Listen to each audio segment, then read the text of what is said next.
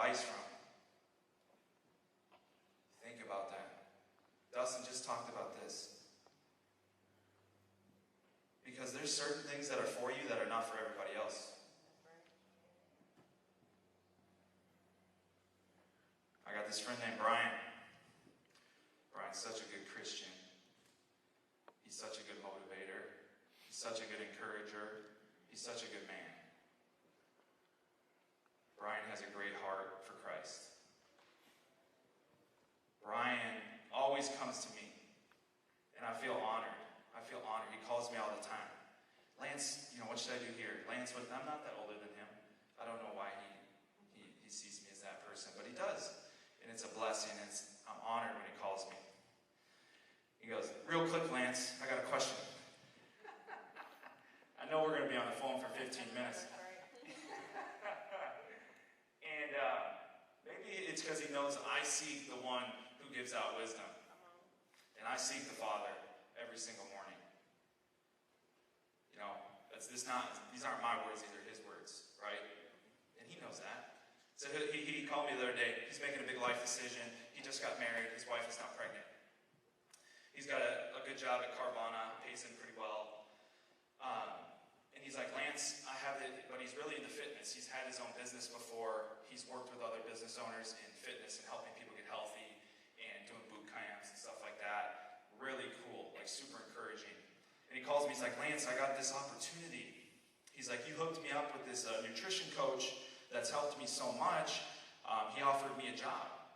He offered me to get 50% commission as well as do this base salary. It's less money than what I'm making at Carvana, but I see huge potential here, and it's my purpose, Lance. I really feel like this is what I'm called to do, to encourage.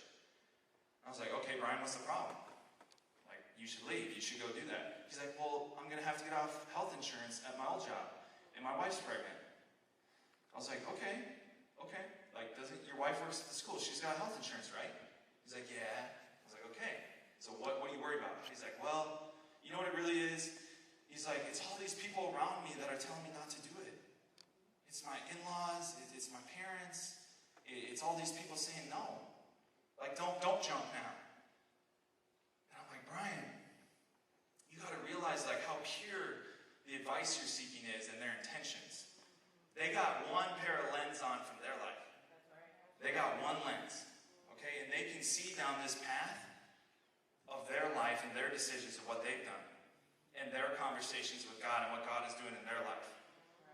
But if they're not where you want to be, or you wouldn't flip places with them, why are you seeking advice from them? God has given you a promise that nobody else has. God has been speaking to you a different way. If your dream, your vision, it's not for everybody else. I stopped seeking advice from people that I didn't want to trade places with. I stopped seeking advice from people that I didn't think where I wanted to be. They weren't where I wanted to be. I stopped telling them. Because these conversations that I was having with God, they're not for everybody else. And the conversations Brian was having with God wasn't for everybody else. Because God knows the impact that Brian can make being in that space, taking a little bit of a pay cut right now so that he can prosper later. Because God's going to ask you to do things that the world says are silly. He's going to ask you to do things that are silly. You look in at his life and you go, Brian, but you're going to take a pay cut. Your wife is pregnant. Brian, you're going to get off health insurance. Your wife is pregnant. Brian, you're going to have an income that's not promised. But Brian. And I said, but God has told you to move. Yeah. God has told you to do the things you're supposed to do. So be careful the advice that you're seeking. Seek the person that you want. If I need to go for advice, I'm going to seek it from Dustin. If I need to go for advice, I'm going to seek it from another speaker. If I need to go from advice, I need to seek it from somebody that's gone down the path that I want to go down, that has a life that I want to become, that has the vision that God's already given them 10 years ago, and they're already living in that life. That's the path I want to go down, so they can already see the plan and the purpose that it's going to take for me to get there. That's the advice I want to seek. That's right. Because it's bigger than what someone's lens is on. And we're not saying we need to diminish other people's life. I'm not saying that. Because that's the plan that they've been given.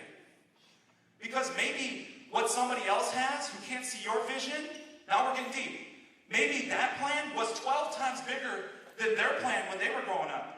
Maybe they lived in poverty, so if they have this job security now and they're taking care of their family, that's a blessing.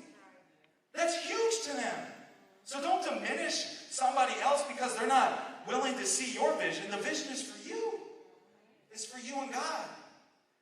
Like, there's certain things I don't tell my family anymore. Like, they don't need to be all up in my business anymore. The financial decisions that I make. The courses that I decide to join.